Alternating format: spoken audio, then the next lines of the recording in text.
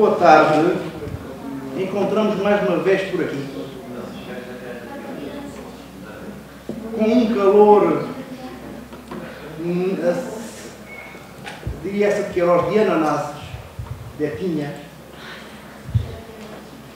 e temos pela quarta vez em Beja uma realização ligada à antiga Semana do Comércio Eletrónico, agora com um nome aparentemente mais cosmopolita: Portugal Internet Week.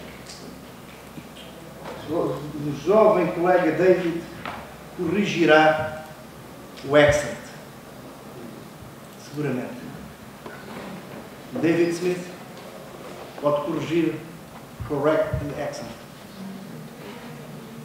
Neste momento só estou a falar porque, entretanto, já esta manhã, o engenheiro Henrique Carreiro, da Administração da Associação do Comércio Eletrónico e Publicidade Interativa, e que nós muito bem conhecemos, nomeadamente aqui os dois, o João e o Nelson, porque ele é o homem que na Microsoft Portugal tem a ligação quer ao ensino superior, quer às startups, às novas empresas tecnológicas que normalmente surgem a partir dos campos.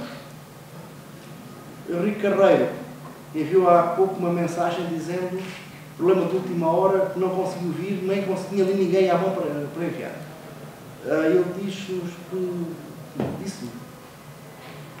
para saudar os presentes em nome dele e para acrescentar que, da parte, neste caso, da ACEPI, porque há uns meses atrás era só a ACEP, e da parte da ACEP mantém-se todo o interesse em colaborar connosco em iniciativas, em projetos. Assim, eu passava de imediato a palavra. Vem para aqui, que eu vou para esse lado. Artur Lança, homem da área de informática e investigador no laboratório Binet. Vai, a propósito da segurança e da segurança relacionada com as bases de dados do comércio eletrónico, explicar-nos quais são as principais ameaças técnicas, aquelas que também depois o direito tem que procurar uma resposta.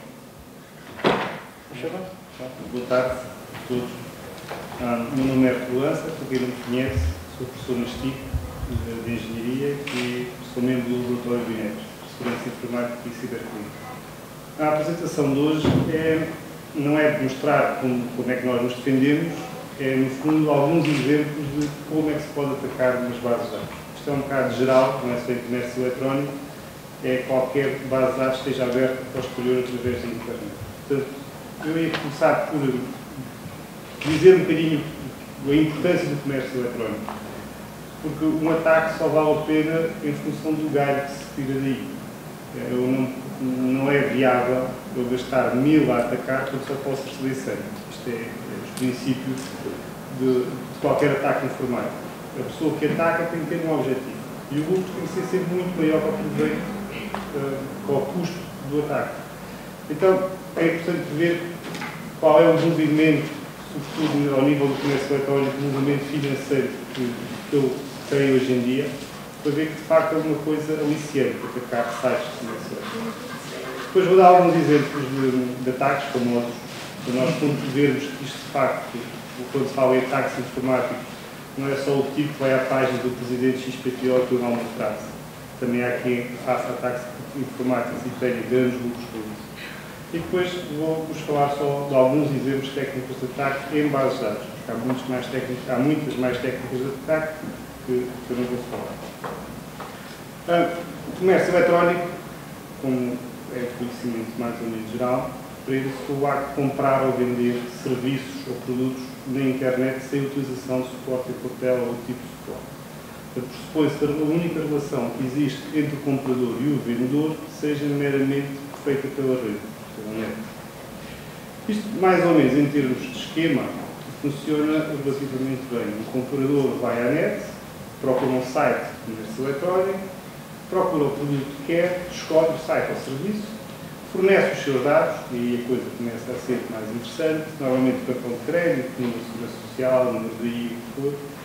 O site processa, envia o pedido ao armazém, o armazém fornece e o processo termina.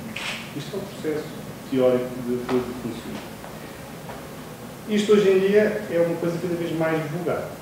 Nós todos, se calhar, já fizemos compras online e temos N sites de comércio eletrónico. Nós hoje podemos comprar tudo o que quisermos na internet, desde um carro até um papagaio, um periquito, um pássaro. Então, se quiser comprar produtos com um aquário, vão um site de comércio eletrónico. Se quiser comprar um livro, vão um site de comércio eletrónico. Hoje em dia, nós utilizamos o comércio eletrónico para quase tudo. E quase tudo significa que cada vez há mais consumidores a utilizarem este tipo de canal para fazer compras. Em março de 2011, mais ou menos dados em dezembro de 2011, estimava-se que 476 milhões de utilizadores no mundo utilizavam comércio eletrónico. Se nós olharmos só para a Europa, vemos que normal, quanto mais ricos são os países, mais compradores, mais acesso à tecnologia existe e mais pessoas fazem compras no comércio eletrónico. Por exemplo, na Noruega, 80% dos consumidores fazem compras online. Se nós olharmos para o caso português, há alguns aqui para o meio, não chega aos 20%. Mas a tendência é crescer. Portanto, com o passar dos anos, com cada vez a expansão da tecnologia e o acesso às novas tecnologias, vai havendo mais pessoas a utilizar o comércio eletrónico. A nível mundial, estima-se que 1,6 bilhões de pessoas fazem compras online. Isto movimenta grandes quantidades de dinheiro. Então torna-se muito acessível. Se nós pensarmos só a nível de quanto é que cada consumidor gasta em sites de comércio eletrónico, vemos, por exemplo, os ingleses, os que gastam mais. Um consumidor médio em Inglaterra de comércio eletrónico gasta $3.500 por ano em compras online. Portanto, os ingleses utilizam bastante comércio eletrónico. Depois temos países que gastam muito menos. Portugal não parece que é daqui. Mas há países onde, de facto, a utilização deste meio, deste canal de compras, é muito clara. E em Portugal, ainda ontem saiu no Diário de Notícias, qualquer coisa que dizia que o comércio eletrónico, em 2015, estima-se, se não tivermos comércio, que irá atingir 11,8% do PIB. Portanto, a tendência é cada vez mais sites de comércio eletrónico. Quase todas as empresas hoje em dia, quando cria-se uma empresa, já se pensa em criar um site para vender os produtos da empresa. É o processo normal. Ora, se isto é o processo normal, isto também começa a ter interesse para outras pessoas que veem nestas oportunidades uma forma de ganhar dinheiro fácil. E aí entram os hackers, os chamados hackers, alguém que faz um ataque para tirar proveito. E o proveito, normalmente, no comércio eletrónico, é ter lucros financeiros.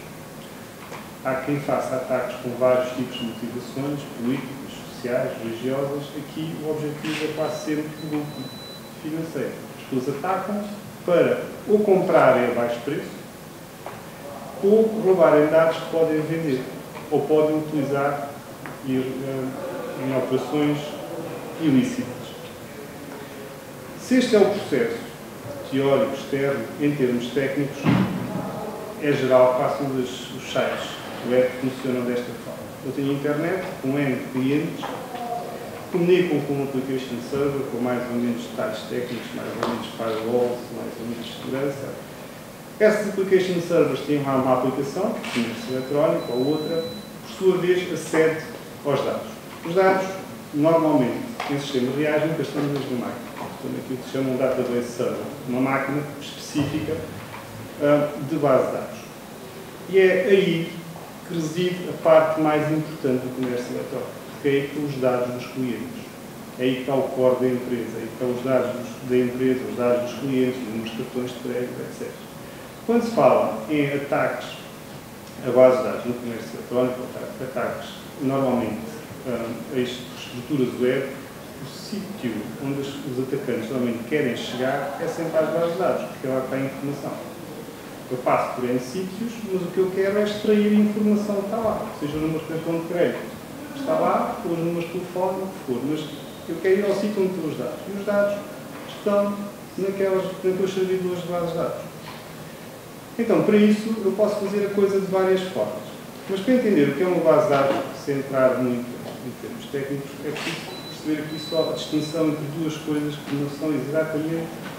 Muitas vezes fala-se disto como sendo a mesma coisa e não é. Uma coisa é a base de dados. Outra coisa é o sistema de gestão de base de dados. Um sistema de gestão de base de dados é um produto de software. É um Oracle, um MySQL, um Sybase. É um produto de software. Este produto de software o que faz é gerir e fornecer uma série de serviços, numa série de condições, às aplicações e guardar os dados. Esses dados são guardados naquilo que vulgarmente se chama uma base de dados.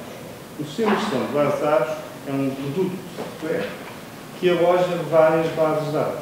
Uma base de dados é um conjunto de tabelas, cada uma com N campos, que guardam informações sobre determinadas unidades de negócio. Eu posso, dentro de um sistema de gestão de base de dados, ter N bases de dados ao mesmo tempo. Portanto, quando eu ataco uma base de dados, eu tenho que passar por dois sítios. Primeiro, tenho que passar pelo sistema de gestão de base de dados, eu tenho que conseguir cracar, e depois tenho que conseguir cracar a própria base de dados. Isto pode ser feito de uma vez, depende dos métodos, ou por fases. Mas nós, quando pensamos como é que garantimos a segurança dos dados, temos que pensar nestas duas coisas, na base de dados e no sistema de gestão de base de dados. Embora aqui não seja muito importante fazer a distinção, se calhar porque eu não vou falar como é que se garante a segurança dos dados, vou dizer como é que se ataca os dados. Mas é importante perceber que muitas vezes fala-se em bases de dados, mas são coisas diferentes. Nós, quando falamos, por exemplo, no SQL Server, estamos a falar de um sistema de gestão de base de dados. Por si, implementa medidas de segurança. E alguns tipos de ataque só são possíveis porque o sistema de gestão de base de dados não está corretamente implementado ou configurado e não tem nada a ver com a própria base de dados. Há outros tipos de ataque que têm só a ver com a própria base de dados. Por exemplo, com os store procedures que estão definidos dentro da base de dados. E são duas coisas um bocadinho diferentes.